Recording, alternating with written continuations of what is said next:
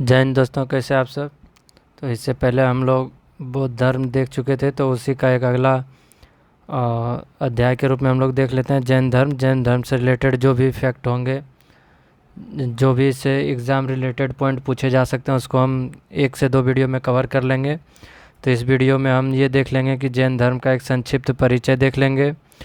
उसमें कौन कौन से तीर्थंकर मुख्य जो भी हैं, जैसे तो कुल 24 तीर्थंकर हैं जैन धर्म में, लेकिन जो जो महत्वपूर्ण हैं उनको भी देख लेंगे। और महावीर स्वामी के बारे में विशेषकर देखना है, जैन धर्म के सिद्धांत क्या है, संप्रदाय और जैन धर्म के जो साहित्य हैं, जैन धर्म में जो विभाजन हुआ, वो सारे हम 1 से 2 वीडियो में कवर कर लेंगे।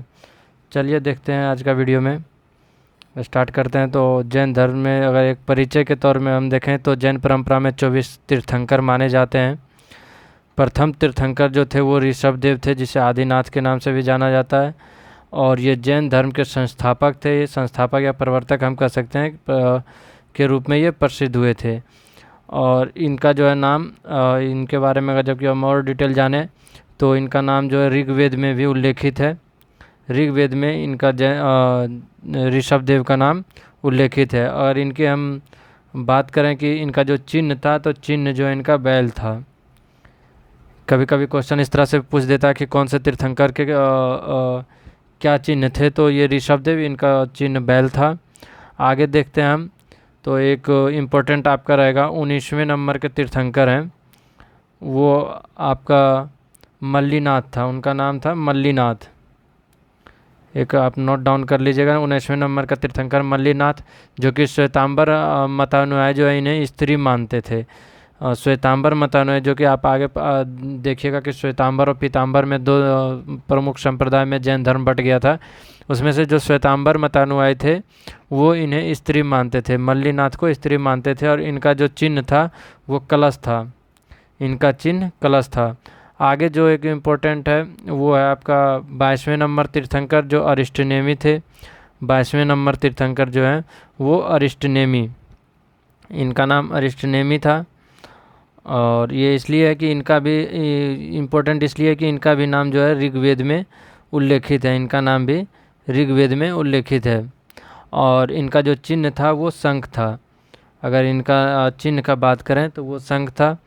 और एक आप थोड़ा 10वें नंबर का भी जो था वो भी आप देख लेंगे, तो उनका नाम था शीतलनाथ। 10वें नंबर के जो थे वे तीर्थंकर, उनका नाम था शीतलनाथ। इनका भी कभी कभी उल्लेख मिलता है एग्ज़ाम में भी, एग्ज़ाम में पूछने के पॉइंट ऑफ व्यू से भी। इनका जो चिन्ह था वो स्वास्तिक था, इनका चिन्ह स्वास्तिक था। तो ये आपके कुछ इम्पोर्टेंट आपका तीर्थंकर हो गए। जैसे प्रथम हो गए आपका ऋषभदेव, जिनका ऋग्वेद में उल्लेखित है, चिन्ह इनका बैल है। 10वें नंबर में शीतलनाथ जो है थे, उनका चिन्ह स्वास्तिक था। 19वें नंबर में मल्लीनाथ, कलश इनका चिन्ह है। और 22वें नंबर में थे अरिष्टनेमी, ऋग्वेद में इनका उल्लेख है और शंख इनका चिन्ह है। अगर बात करें हम 23वें नंबर का तीर्थंकर, तो इनका पार्श्वनाथ, ऐतिहासिक रूप से महत्वपूर्ण तीर्थंकर ये माने जाते हैं। और इनका जो चिन्ह था वो सांप था, इनका चिन्ह जो है सांप। और 24वें नंबर तीर्थंकर हुए महावीर स्वामी, ये ज़्यादा प्रसिद्ध हुए। जैन धर्म के अंतिम तीर्थंकर तथा महान प्रवर्तक के रूप में इन्हें जाना जाता है।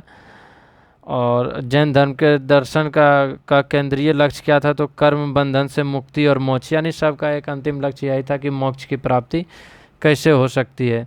तो ये आपका माना 24 तीर्थंकर जो हैं। और अगर जबकि बात करें तो 24वें तीर्थंकर जो महावीर स्वामी थे, ये जैन धर्म के वास्तविक संस्थापक भी माने जाते हैं और दूसरे ऐतिहासिक तीर्थंकर माने जाते हैं। अंतिम तीर्थंकर तो हैं ही। अगर बात किया जाए कि ऐतिहासिक तीर्थंकर में, तो ये दूसरे ऐतिहासिक तीर्थंकर के रूप में भी जाने जाते हैं ये महावीर स्वामी।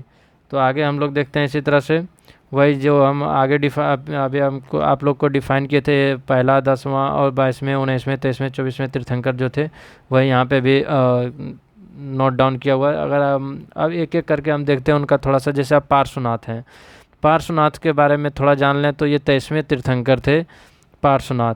इनका जन्म स्थान की बात करें तो वाराणसी, काशी की परंपरा से संबंधित है इनका। यानी यहाँ के राजा जो अशुसेन के पुत्र थे, ये यहाँ के राजा कौन थे, अशुसेन के पुत्र थे ये पार्श्वनाथ। पार्श्वनाथ को सम्मेद पर्वत आधुनिक पारसनाथ जो है अभी जो झारखंड में पड़ता है, ये आधुनिक पारसनाथ झारखंड में, वहाँ इनका ज्ञान की प्राप्ति हुई। तो इनका जो ज्ञान का प्राप्ति कहाँ हुआ, तो सम्मेद पर्वत ये अभी न्यूज़ में भी था। ये पर्वत सम्मेद पर्वत आधुनिक पारसनाथ झारखंड में इनको वहाँ पे ज्ञान की प्राप्ति हुई थी। इनका मुख्य रूप से इसलिए उल्लेख होता है कि पार्श्वनाथ के 4 प्रमुख व्रत थे, जो अहिंसा, सत्य, अस्तेय और अपरिग्रह था। इसी में आगे चल के महावीर 5वां जोड़ देते हैं। जो 5वां जुड़ता है उसे ब्रह्मचर्य के रूप में महावीर स्वामी जुड़ते हैं, उसे भी हम आगे देख लेंगे। तो ये 4 प्रमुख व्रत जो दिए थे वो पार्श्वनाथ के द्वारा दिया गया था। तो इसमें तीर्थंकर अहिंसा, सत्य, अस्तेय और अपरिग्रह। पार्श्वनाथ का चिन्ह का बात करें तो इनका सर्प था, और उनके उपदेशों ने बाद में महावीर की शिक्षा की पृष्ठभूमि तैयार की। ये नोट्स के अनुसार इसलिए लिखा हुआ है कि ये जितने भी हम इसमें पॉइंट ये इस पीपीटी में आपको दिखाई देगा, ये सारे नोट्स से हैं, और सारे इम्पोर्टेंट एनसीईआरटी और जो कोई भी एक इम्पोर्टेंट बुक से ही रिलेटेड सारा पॉइंट इसमें दिया गया है। आगे देखते हैं महावीर स्वामी का अगर जीवन परिचय हम देखें तो इनका जन्म और परिवार के बारे में पहले अगर हम देख लें तो जन्म इनका 540 ईसा पूर्व में जन्म स्थान इनका था वैशाली, वैशाली के कुंडाग्राम बिहार में। पिता सिद्धार्थ थे और माता त्रिशला, पत्नी यशोदा और पुत्री प्रियदर्शना। ये इनका एक परिवार परिचय में यानी जन्म एवं परिवार परिचय महत्वपूर्ण तथ्य देखें तो महावीर स्वामी के जन्म ईसा पूर्व 6वीं शताब्दी में माना जाता है। 30 वर्ष की आयु में इन्होंने गृह त्याग किया था। ये जो गृह त्याग किए थे 30 वर्ष की आयु में, ये अपने बड़े भाई नंदीवर्धन जो थे, नंदीवर्धन माना जाता है कि उनसे आज्ञा लेकर ही ये गृह त्याग किए थे। नंदीवर्धन इनका बड़े भाई का नाम था। और इनका जो प्रथम शिष्य था वो भी इनका रिलेटिव यानी दामाद थे, जमाली उनका नाम था जमाली। जब ये प्रथम उपदेश दिए तो ये अपना दामाद को दिए थे, जमाली नाम था उनका। तो इनका ये 30 वर्ष की आयु में जब ये गृह त्याग किए थे तो लगभग 12 वर्ष की कठोर तपस्या भी ये किए, और जिसे केवल ज्ञान की प्राप्ति के रूप में जाना जाता है, केवल्य के रूप में जाना जाता है। ज्ञान के बाद उपदेश, प्रचार और संघ का विस्तार इन्होंने किया। अगर बात करें ज्ञान की प्राप्ति का तो जो प्राप्ति स्थल है वो रिजू पालिका नदी के तट पर इनको प्राप्ति हुआ था। जाम्बिका ग्राम, जिसे अब जमुई के नाम से भी जाना जाता है, वर्तमान में बिहार में एक डिस्ट्रिक्ट है जमुई, वहीं जाम्बिका ग्राम था, वहीं रिजू पालिका नदी के किनारे। तो अगर बात करें तो इसका प्राचीन नाम था जाम्बिका ग्राम, जो वर्तमान में जमुई बोला जाता है। जाम्बिका ग्राम रिजू पालिका नदी के तट पर, कौन से नदी के तट पर, तो रिजू पालिका नदी के तट पर इनको ज्ञान की प्राप्ति हुई। ज्ञान प्राप्ति के पश्चात हुई कैवलिन ये कहलाए। और कैवलिन का अगर बात करें तो इनका मतलब इंद्रियों पर विजय प्राप्त करने के कारण इन्हें जीन विजेता भी कहा गया। जब ये ज्ञान की यानी केवल की प्राप्ति कर लिए तो ये इंद्रियों पर भी विजय प्राप्त कर लिए थे। इनका मतलब हुआ कि ये जीन विजेता कहलाए। तथा तपस्या में साहस दिखाने के कारण इन्हें महावीर कहलाया गया। यानी महावीर इन्हें इसलिए कहा गया क्योंकि ये तपस्या में साहस दिखाया, यानी कि एक स्थान पे अड़े रहना, तपस्या करना। बौद्ध साहित्य में भी महावीर स्वामी को निगंठनाथ पुत्र कहा गया है। जो बौद्ध ग्रंथ जब आप देखे थे, बौद्ध ग्रंथ बहुत सारे थे, उसमें जो है महावीर स्वामी का भी नाम उल्लेखित है, जिन्हें ये निगंठनाथ के नाम से जाना जाता है।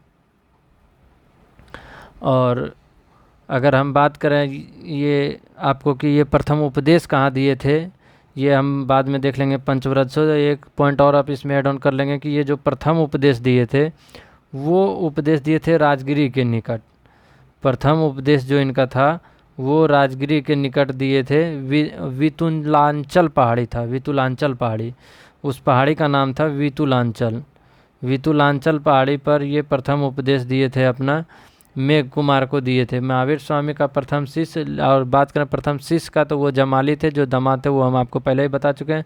अब हम देखते हैं पंचव्रत, जो पहले से 4 चला आ रहा था, अहिंसा, अस्तेय, अपरिग्रह और सत्य। तो उसी में ये जोड़ दिए थे पार्श्वनाथ जो दिए थे, उसी में एक ये जोड़ दिए थे अपने तरफ से ब्रह्मचर्य। ब्रह्मचर्य जो था ये इंद्रियों पर संयम ये महावीर स्वामी के द्वारा जोड़ा गया था। अहिंसा का मतलब होता है किसी जीव को हिंसा ना करना। सत्य का मतलब है असत्य से बचना। अस्त्य अस्त्य का मतलब हो गया यहाँ पे चोरी न करना। और अपरिग्रह का मतलब है संग्रह अधिक संपत्ति से विरक्त, यानी ज़्यादा संपत्ति अर्जन नहीं करना, वही अस्त्य अपरिग्रह हो गया। उसी में एक ये जोड़ दिए थे ब्रह्मचर्य, इंद्रियों पर संयम। विशेष परीक्षा तत्व के रूप में देखें तो पार्श्वनाथ के 4 व्रतों में ब्रह्मचर्य अलग से नहीं था। महावीर स्वामी ने ब्रह्मचर्य को पंचव्रत में प्रमुखता दी और पंचव्रत जैन नैतिक अनुशासन का आधार है। यानी कि ये जो पंचव्रत है ये जैन नैतिक जो है अनुशासन का आधार माना जाता है पंचव्रत को। जैन दर्शन की अगर हम बात करें सृष्टि संबंधी इसका क्या विचार रहा है तो वो हम देख लेते हैं। जैन दर्शन में सृष्टि को अनादि माना जाता है। क्या माना जाता है? तो अनादि माना जाता है। ईश्वर को सृष्टि का निर्माता नहीं माना गया है। संसार प्राकृतिक नियमों के अनुसार संचालित होता है। संसार किसके अनुसार संचालित होता है? तो प्राकृतिक नियमों के अनुसार संचालित होता है। जैन मत के अनुसार सृष्टि का निर्माण 6 द्रव्यों या तत्वों से संबंधित माना जाता है। जीव और अजीव का विभाजन, जीव चेतन है और अजीव अचेतन तत्वों का समूह है।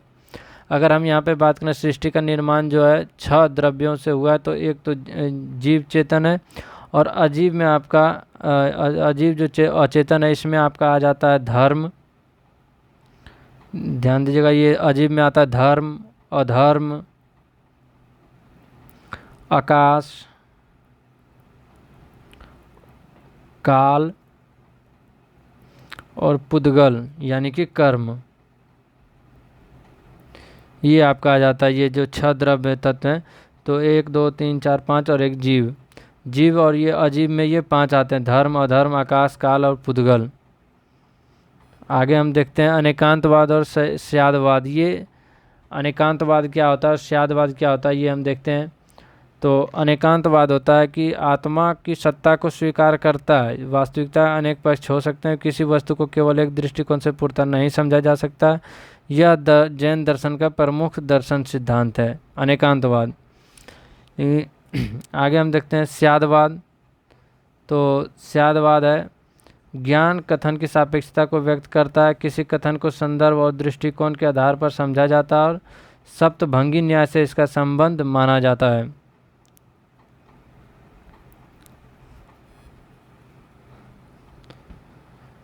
जैन धर्म में ज्ञान के 5 प्रकार। ये 5 प्रकार कौन से हैं? तो मति ज्ञान यानी इंद्रियों और मन से प्राप्त ज्ञान। श्रुति ज्ञान यानी सुनने या शास्त्रों से प्राप्त ज्ञान। अवधि ज्ञान यानी सीमित विशेष या प्रकार का अलौकिक ज्ञान। मनःप्राय ज्ञान यानी दूसरे के मन के विचारों का ज्ञान, यानी कि दूसरे के मन में क्या चल रहा है उसका ज्ञान। केवल ज्ञान यानी पूर्ण एवं सर्वोच्च ज्ञान। अंतिम में आता है केवल ज्ञान, जिसे केवलिन जो जिन्हें मिल जाता है उन्हें केवलिन कहा जाता है, यानी पूर्ण एवं सर्वोच्च ज्ञान। एक चीज़ आप यहाँ देख लीजिएगा अनेकांतवाद में कि जैन धर्म जो आत्मा की सत्ता को स्वीकार करता है, ये आत्मा की सत्ता को स्वीकार करता है और ये कण कण में आत्मा को मानते हैं। अनेकांतवाद में आप अनेकात्मवादी में ये अनेकात्मवादी होता है, ये जो है कण कण में आत्मा को मानते हैं। इसलिए आप देखिएगा कि जैन धर्म जो है अपने फेस पे मास्क लगा के चलते हैं। जब आगे चलते हैं तो वो झाड़ू से रास्ते को साफ करते चलते हैं। उनका ये मतलब है कि कण कण में जो है आत्मा बसता है और किसी को कष्ट ना पहुँचे, कोई मेरे कारण यानी मेरे पैर के नीचे आके छोटा मोटा चींटी भी ना दब जाए, ये सब को लेकर वो अगर आगे चलते भी हैं तो वो आगे झाड़ू लगाते हुए चलते हैं। अगर यही स्यादवाद को अगर हम देखें तो इसमें है कि इसका अनेकांतवाद से ज्ञान की सापेक्षता का सिद्धांत है ये स्यादवाद। इसमें कहा जाता है कि स्याद का तात्पर्य होता है शायद यानी संभव। ये जो स्याद है इसका तात्पर्य होता है शायद यानी संभव। इसमें कहा जाता है शायद है, शायद नहीं है, शायद है नहीं है, शायद है कहा नहीं जा सकता। इस प्रकार से इसमें बहुत सारे आपका ये कह सकते हैं कि अनेकांतवाद हो गया, स्यादवाद हो गया। इसमें जैन धर्म के त्रिरत्न भी आते हैं। अनीश्वरवादी हैं, यानी ईश्वर को इस सृष्टि का निर्माता नहीं मानते हैं। सृष्टि शाश्वत है, यानी कि संसार सार्वभौमिक विधान से युक्त है, प्राकृतिक नियमों से संचालित होता है। ये सारे जो हैं जैन धर्म के अंतर्गत आप कह सकते हैं कि जो भी शिक्षाएं चला आ रहा है। आगे हम देखें मोक्ष और कर्म का सिद्धांत जो ये दिया था तो ये आश्रव, आश्रव का मतलब होता है कर्मों का जीव की ओर प्रवाह या आगमन। अर्थात इसका मतलब हो गया कि जीव कर्म की ओर आकर्षित रहता है, अर्थात सांसारिक कार्यों में डूबा रहता है, ये कहलाता है आश्रव। वहीं होता है संवर। संवर होता है यानी कि कर्मों के प्रवाह को रोकना, यानी जीव सांसारिक कार्यों से अलग हो गया, अर्थात जीव का कर्म की ओर प्रवाह जो है वो रुक गया है, इसे संवर कहा जाता है। आश्रव है कि कर्मों का जीव की ओर प्रवाह हो रहा है, आगमन। संवर मतलब कर्मों का प्रवाह को रोकना।